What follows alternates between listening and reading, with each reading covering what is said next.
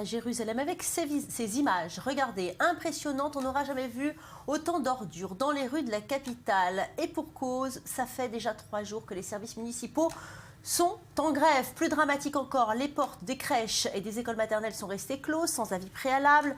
La galère pour les parents et les employeurs. Jonathan, rien ne va plus dans la municipalité de Jérusalem. Est-ce qu'on peut dire que la ville est en faillite ? Dire que la ville est en faillite, c'est aller un peu vite en besogne.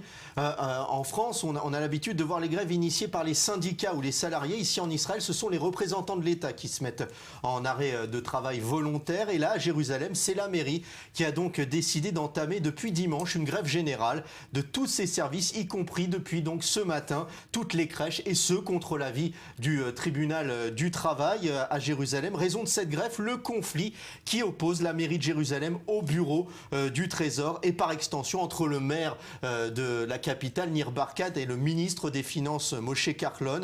Mais ça, on en reparlera avec Maurice tout à l'heure. Nir Barkat assure qu'il manque encore 300 millions de shekels des 800 millions promis à la ville par le Trésor israélien. Et ces 300 millions qui n'ont donc jamais atterri dans les caisses de la mairie. Le maire de Jérusalem aurait besoin de ce versement pour financer la construction d'écoles et de 1000 salles de classe pour les élèves de Jérusalem. Le ministère du Trésor se défend et déclare ceci: entamer des actions de grève est devenu la méthode de la mairie de Jérusalem. Nous regrettons de voir les habitants de la ville sainte être pris en otage d'intérêts étrangers. Résultat, cela fait déjà 48 heures que les poubelles s'amoncellent et empestent les rues de la ville sainte, notamment devant le marché Mahane Yehuda, le grand marché de la capitale. Le tramway fonctionne au ralenti aussi, et les fonctionnaires de la mairie manifestent leur mécontentement contre le ministère du Trésor. Bon, alors j'ai compris, apparemment c'est une question de budget. Alors c'est vrai, Maurice Ferrand, 300 millions de shekels c'est beaucoup, mais vous n'allez quand même pas me faire croire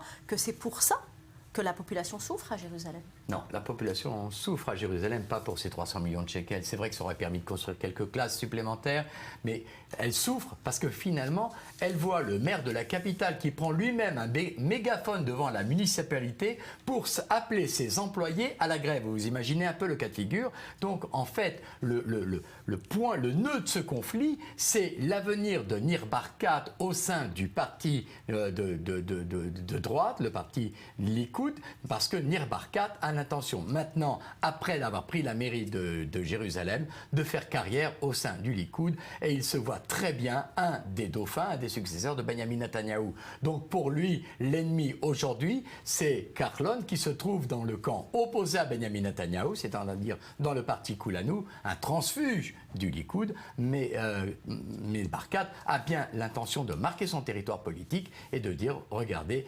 je rentre au Likoud et c'est maintenant avec moi qu'il faut décider. Vous vouliez rajouter quelque chose, Jonathan, pardon. Oui, dire que ce n'est pas la première fois que les deux hommes se frictionnent à ce sujet. Déjà l'année dernière, Nir Barkat avait menacé de licencier 170 employés d'entretien et 2000 autres fonctionnaires s'ils ne recevaient pas la somme de 400 millions de shekels censée renforcer l'implantation des entreprises dans la ville. Dire aussi, ajouter enfin, que le gouvernement accorde à la mairie de Jérusalem un budget total de 2,6 milliards de shekels. En tout cas, avec poubelle.